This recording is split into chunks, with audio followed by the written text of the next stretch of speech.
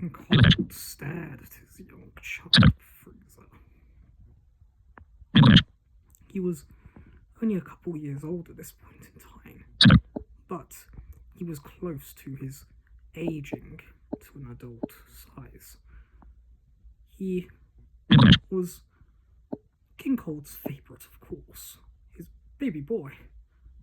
His firstborn cooler had been a disappointment, but Frieza had been a fantastic child, and his power level of 120 million was surprisingly powerful for a being of King Cold's race.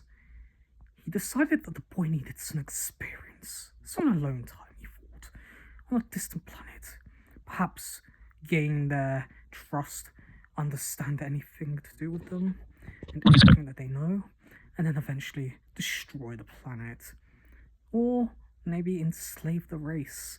Be a good planet for the Empire, that would be. Yes, plenty of soldiers, that would be good.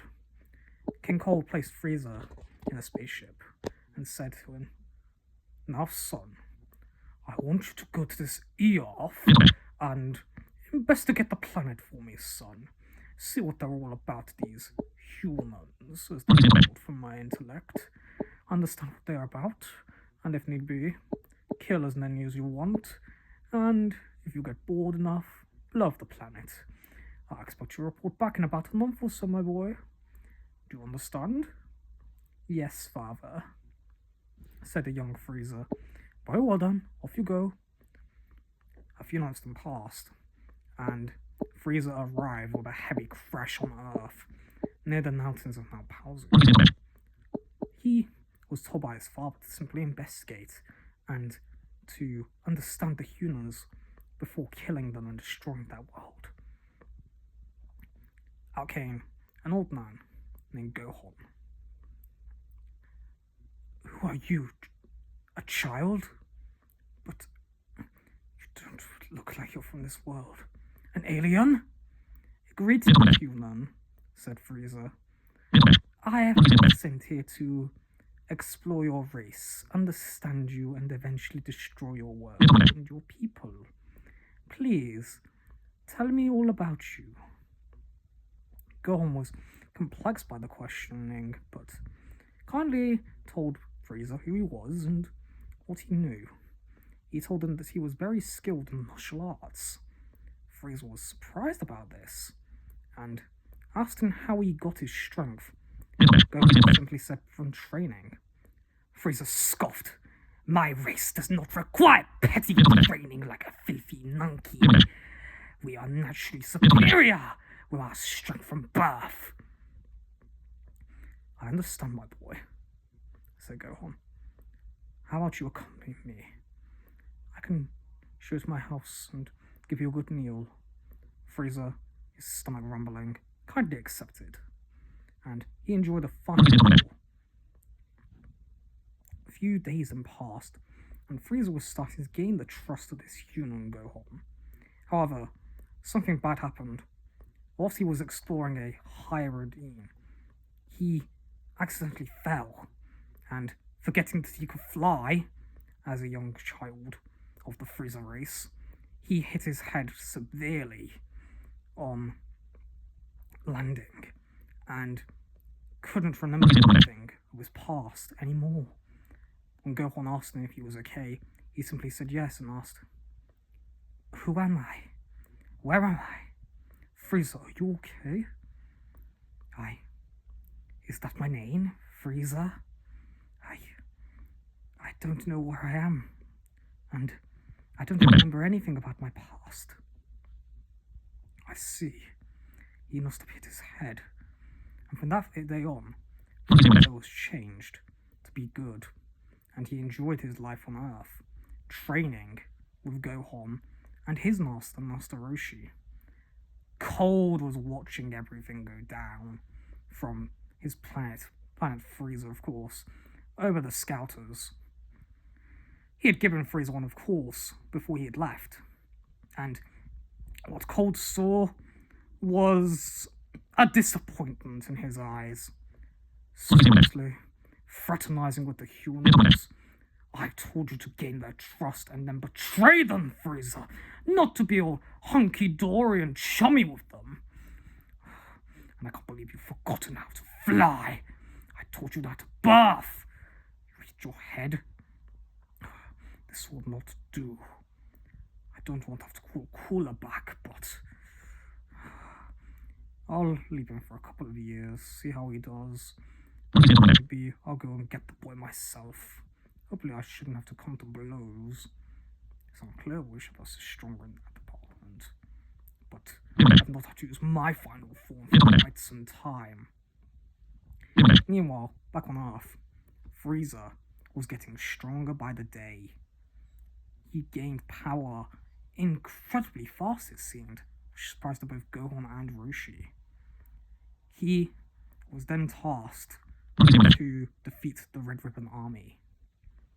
And to his surprise, he was able to kill every single person in that army as if it was nothing. He locked eyes with Red. Seriously? He said to the commander. This is supposed to be the greatest army in the entire planet. And I killed them like it's nothing with my death beams. How? Said Red.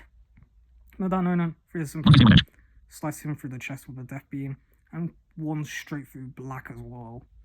The entire army was defeated, but there was one scientist who managed to escape. At least he thought he had. Frieza simply started him with a death beam as well. This was Dr. Gero, of course, but he too was now dead. Frieza then simply blew up the castle with a death ball, and that was it. He went back to his training.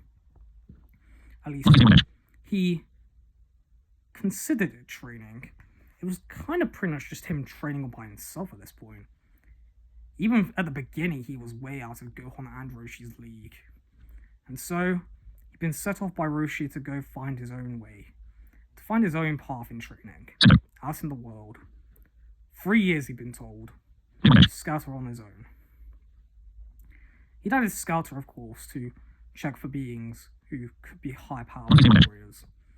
One that intrigued him was an assassin who went by the name of Tai Pao Pai.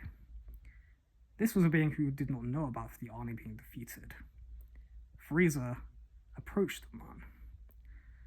Who are you? You remind me of those other Red Army men I killed.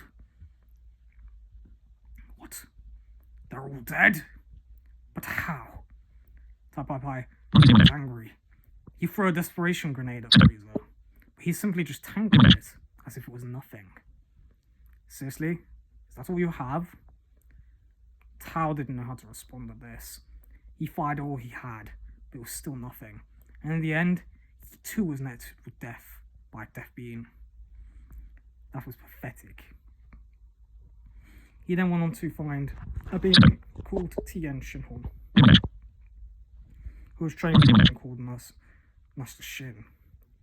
Frieza challenged both Tien and Shin. He could tell that Tien was in a crossroads, so he decided not to kill him. Shin, on the other hand, he was nothing but evil, and so he struck him down with a death beam. Why did you strike my master? Said Tien. Come on, you can't tell he has nothing but evil intentions in his heart. Yes, but oh well. Frieza was then contacted by a being beyond. It was Kami, of course. Greetings, Frieza. Who are you? I am Kami, the guardian of this planet. I can tell that you're not from this world, but I need your help in defeating King Piccolo. Really? He calls himself a king? Is he strong? Indeed, but compared to you, perhaps not. I need you to defeat him for me, as he's just been released by the Pilaf gang. And he's just used the Dragon Balls to become young. Killing Shenron, in fact. Wait, Dragon Balls? What are those? They have the power to grant any wish, Frieza. Anything you could think of, it can come true. Like immortality? I suppose so, said Connie, contemplating the question. In a way, I suppose you could wish for that, yes. But I need you to defeat him for me. Very well. Frieza then located the most highest power level on the planet, which indeed belonged to Piccolo. But it was so low compared to him. Really? A power level of 200? What? You dare knock the mighty King Piccolo? Silence, Nanekian. What? That's your race. I may have lost my memories when I hit my head, but I know about the races of the universe thanks to this scouter. And your race came up as a Nanekian. It doesn't matter to me, though. I just have to kill you, like I've done to every other being I've killed on this planet, like it was nothing. Honestly, I swear, my new power is nothing to be used on this planet. King Piccolo didn't believe his foe was stronger than him. He charged at him with all he had, but it was still nothing, and Frieza simply stuck his hand through his chest, and that was that. However, before dying, King Piccolo launched an egg into the sky. I suppose that would be another being I have to kill at some point. Kami then ordered Frieza to come to the lookout to train, but even he knew he couldn't keep up with Frieza. Mr. Popo was the main one doing the training, and this was a being that Frieza was surprised had a lot of power. He was potentially even stronger than him, maybe, he thought, but Popo was starting to get a tad tired, and then he ordered Frieza to go into the Rune of Spirit of Time and train. Train for a whole year. And so Frieza did. And the pain, the torture. Frieza never knew anything of this degree. The heat, the cold, the enormous amount of emptiness, the solemnity. It was insane for him, but he did it. He managed to go through a whole year of training. He had plenty of food to eat as well. But when he came out, he felt like he had more power than even before. And he was instructed by Connie to try powering up to the maximum power. He did, and he became a new form. His body instructed itself, becoming more lean, stealthier, and the mask upon his face. His body also turned golden. So, is this a fifth form? Said Frieza. Back out in space, King Cold could sense his presence on the scouter, far away. The scouter was giving off an extreme power rating for Frieza now. What? No. Could his power match that of Cooler's? Maybe even higher.